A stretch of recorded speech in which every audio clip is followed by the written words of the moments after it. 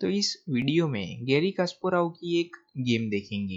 ये गेम 2015 में खेली गई थी। तो इस गेम में गैरी कास्पारोव व्हाइट पीसीस के साथ है और ब्लैक पीसीस के साथ फ्रैंक बोर्ना है। तो गैरी कास्पारोव ने शुरुआत की थी D4 से।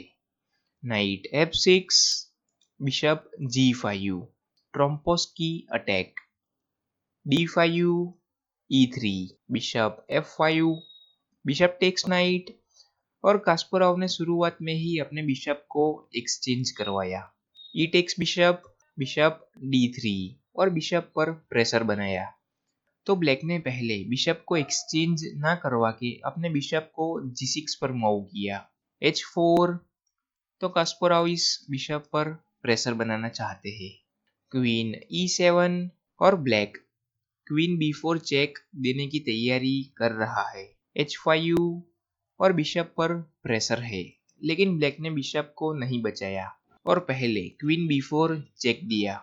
तो ब्लैक की प्लानिंग ये है कि क्वीन टेक्स B2 करके रुक पर प्रेशर बनाना चाहता है।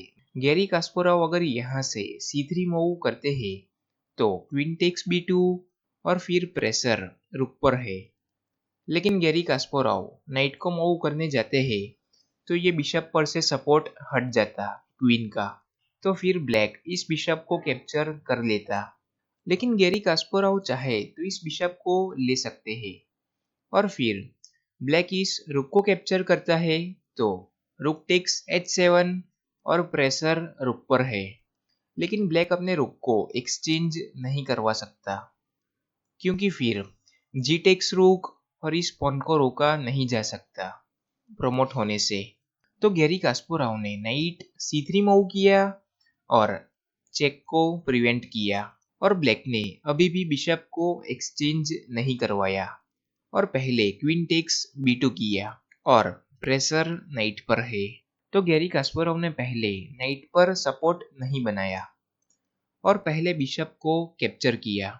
H टेक्स बिशप, और ब्लैक चाहे तो इस नाइट को ले सकता था, लेकिन ब्लैक ने पहले बिशप B4 मूव किया और ब्लैक अगली मूव में इस नाइट को कैप्चर करेगा क्योंकि क्वीन और बिशप दोनों से प्रेशर है नाइट पर, लेकिन ब्लैक पहले ही ले सकता था। तो गैरी कास्पारोव ने रुक B1 मूव किया और क्वीन और बिशप दोनों पर प्रेशर है। तो ब्लैक ने आखिर में नाइट को ले ही लिया। Bishop takes knight, king F1, queen takes A2, और अभी गैरी कास्पारोव अपने रुक को A1 पर नहीं ला पाते। तो गैरी कास्पारोव ने अपने नाइट को E2 पर मूव करके बिशप पर प्रेशर बनाया और अभी बिशप के पास दो मूव है जाने के लिए, एक तो B2 और एक तो A5। ब्लैक अपने बिशप को A5 पर लाता है तो फिर रुक A1 और प्रेशर क्वीन और बिशप दोनों पर है और क्वीन मूव होने के बाद गैरी कास्पारोव इस बिशप को तो ले सकते हैं, लेकिन साथ में रुक टेक्स H7 भी कर सकते हैं और फिर ब्लैक रुक को एक्सचेंज नहीं करवा सकता क्योंकि फिर रुक एक्सचेंज होने के बाद ये पॉन प्रमोट हो जाता। तो ब्लैक ने पहले अपने बिशप को B2 पर मूव किया। तो गैरी कास्पारोव ने फाइनली रुक टेक्स H7 कर ही दिया और रुक एक्सचेंजेस की ऑफर है, लेकिन इस ऑफर को एक्सेप्ट नहीं किया जा सकता। तो इसीलिए पहले ब्लैक ने अपने रुक को G8 पर मूव किया और गैरी कास्पारोव ने C3 मूव किया। तो गैरी कास्पारोव ने C3 मूव क्यों किया? तो गैरी कास्पारोव आगे जाकर प्रेशर बनाना चाहते हैं क्वीन C2 करके बिशप पर। तो ब्लैक ने पहले ही अपनी क्वीन को A3 पर मूव किया ताकि ये बिशप पिन ना हो जाए। फाइनली बिशप पर प्रेशर बना ही दिया क्वीन C2 करके और अभी ब्लैक के बिशप के पास एक ही मूव है, बिशप A1। तो गैरी कास्पारोव ने नाइट F4 मूव किया और इन दोनों स्क्वायर को कवर कर लिया। ब्लैक अगर इस पॉन को कैप्चर करता है तो Gary Kasparov bishop takes G6 कर सकते हैं। तो अभी ये नाइट F4 किस लिए? तो गैरी कास्पारोव ब्लैक के किंग पर अटैक बनाना चाहते हैं। आगे जाकर इस पॉन को भी कैप्चर कर सकते हैं और इस F7 पॉन को भी कैप्चर कर सकते हैं और फिर बिशप जी6 और फिर प्रेशर बहुत बढ़ेगा और साथ में इस पॉन पर भी प्रेशर है। तो ब्लैक ने पहले पॉन पर सपोर्ट बनाया c6 करके, जी टेक्स f7 चेक दिया और साथ में रुक पर प्रेशर है तो इस पॉन को तो लेना ही पड़ेगा ब्लैक को। किंग टेक्स f7 और अभी इस पोजीशन में वीडियो पॉज करके सोचिए कि गैरी कास्परोव ने क्या मूव किया होगा, जिसके बाद ब्लैक ने रिजाइन ही कर दिया। तो गैरी कास्परोव ने रुक टेक्स b7 चेक दिया और इस मूव के बाद ब्लैक ने रिजाइन ही कर दिया। तो ब्लैक के पास सिर्फ दो ऑप्शन है अपने किंग को ले जाने के लिए। तो ब्लैक अपने किंग को f8 पर मूव करता है तो नाइट e6 और फिर किंग के पास एक ही मूव है और फिर बिशप g6 और चेकमेट ही आ जाता। और ब्लैक अपने किंग को e8 पर मूव करता है तो बिशप g6 और चेक के बाद किंग के पास दो मूव है। ब्लैक अपने किंग को f8 पर मूव करता है तो नाइट e6 और चेकमेट ही है। और ब्लैक अपने किंग को d8 पर लाता है तो नाइट e6 और फिर किंग के पास एक ही ऑप्शन है और फिर किंग c8 के बाद रुक c7 और चेकमेट ही है क्योंकि किंग के पास कोई मूव है ही नहीं।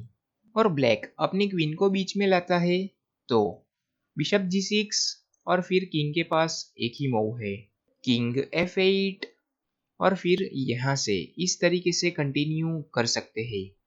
क्वीन f5 और रुक को सेक्रीफाइस कर सकते हैं लेकिन ब्लैक इस रुक को नहीं ले पाता तो क्वीन टेक्स f6 और गैरी कास्परोव अपनी क्वीन को सेक्रीफाइस कर सकते हैं क्योंकि इस क्वीन को लेने के बाद चेकमेट आ रहा है क्योंकि पॉन डिफ्लेक्ट होने के बाद ये सारे स्क्वायर कवर हो जाते। और ब्लैक यहाँ से नाइट को बीच में लाता है तो क्वीन टेक्स नाइट और क्वीन एक्सचेंजेस होने के बाद रुक टेक्स क्वीन और वापस चेकमेट की थ्रेट है। लेकिन ब्लैक अपने रुक को e8 पर नहीं ला पाता क्योंकि रुक f7 चेकमेट आ रहा है और ब्लैक अपने नाइट को लाता है बीच में तो रुक टेक्स नाइट और फिर से किंग के पास दो मूव है।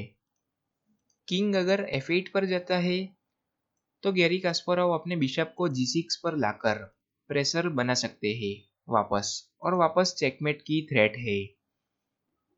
लेकिन ब्लैक अपने रुक को e8 पर नहीं ला पाएगा क्योंकि रुक f7 चेकमेट आ रहा है और ब्लैक अपने किंग को e8 पर लाता है तो रुक टेक्स g7 और रुक एक्सचेंजेस की ऑफर है और ब्लैक इस रुक को एक्सचेंज करवाता है तो रुक टेक्स रुक और फिर रुक g8 चेक के साथ ये रुक चला जाता। तो ब्लैक अपनी क्वीन को लाता है f8 पर तो बिशप g6 और किंग के पास एक ही मूव है और किंग मूव होने के बाद नाइट e6 और चेक भी है और साथ में फॉर्क भी है क्वीन पर लेकिन किंग के पास एक ही मूव है तो इस क्वीन को तो ले सकते हैं लेकिन साथ में चेकमेट आ रहा है। रुक c7 चेक और किंग के पास एक ही मूव है किंग b8 और क्वीन b3 चेक और फिर ब्लैक चेकमेट को नहीं बचा पाता। और ब्लैक अगर यहाँ से रुक को एक्सचेंज ना करवा के अपने रुक को f8 पर लाता है तो नाइट e6 और फिर रुक पर प्रेशर है और साथ में नाइट c7 और चेकमेट की थ्रेट है और रुक को मूव करते हैं तो फिर बिशप g6 और चेकमेट ही आ जाता।